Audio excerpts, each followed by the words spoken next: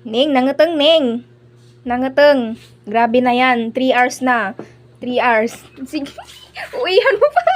Maabi ka buklas mga kamang. For today's video nga ay bigla kaming naggaya ang magbipinsan na pumunta ng perya para lang mag-Viking. Kaya bumangon ka na dyan at samahan kaming gumala. So nilakad na nga lang namin papunta doon dahil malapit lang naman pala.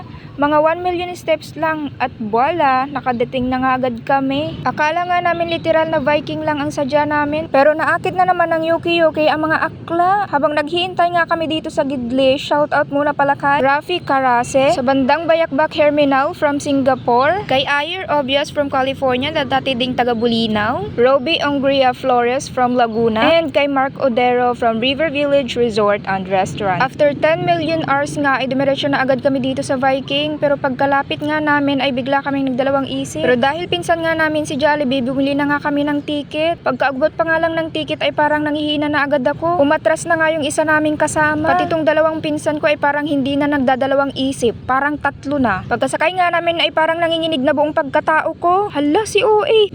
Ayan na nga at lumayag na ang barko. At dahil mapagpanggap tayo, kunwari ay ang saya ko dyan.